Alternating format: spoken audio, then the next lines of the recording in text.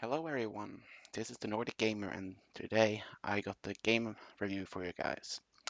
When I first started to play the game, I was kind of worried that it would be a major failure like what happened to the Turtles in Time remaster, which was plain awful. But as soon as I picked up that controller and opened the game, that feeling of being in a bad game quickly vanished away because, well, that theme has a really big impact on you, especially if you have played it at the NES version of it. So I don't know, there's something with that theme. Anyway, let's get back to the review.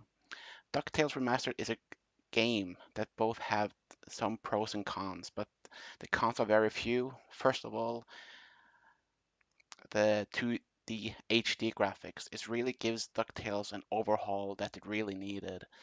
Not saying the old game was worse, it just fits so much better in this way.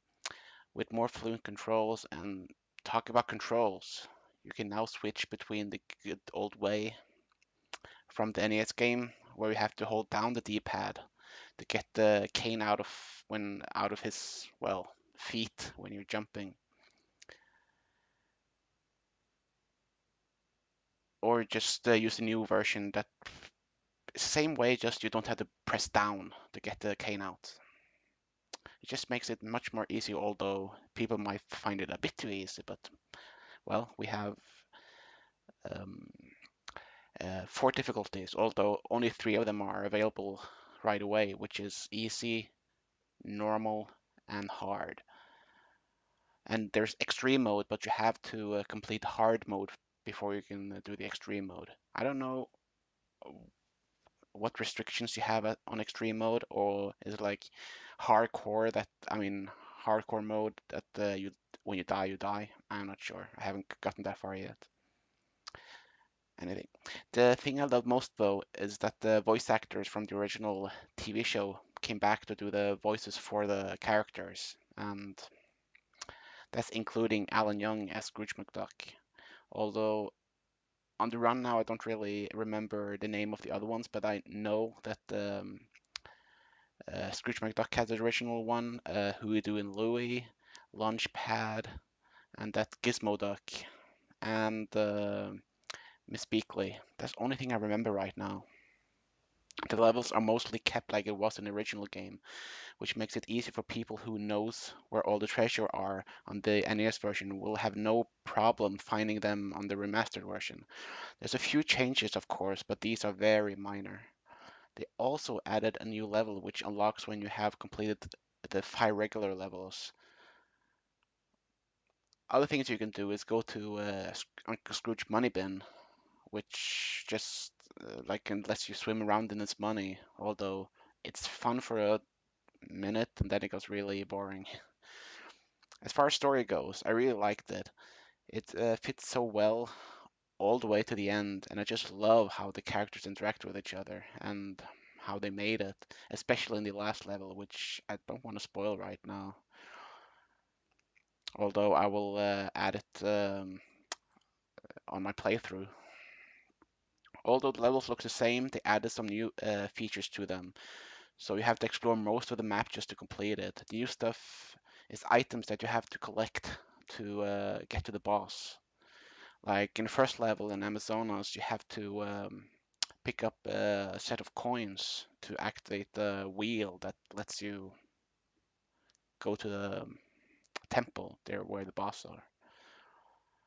The only complaints I have, although this might be only something that happens to me, or it's just a minor bug in the game, that all the levels went fine. There was no frame rate drops or anything, but in the last level, there was a major frame drop for me.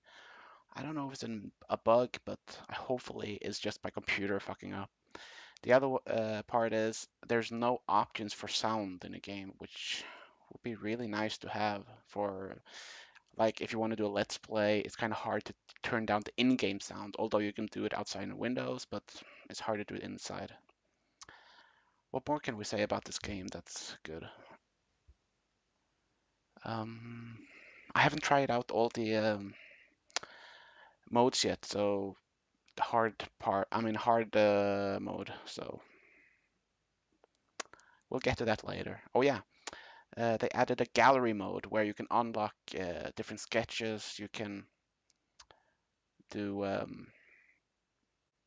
get the original melodies from the original game, from the NES game, which is really cool, and all sorts of other things. And you get the currency. You have to buy them with your points, what you get in game. So finally, the diamonds you find in the game is usable. It's not only for points, it's for buying stuff in the gallery, which is really cool.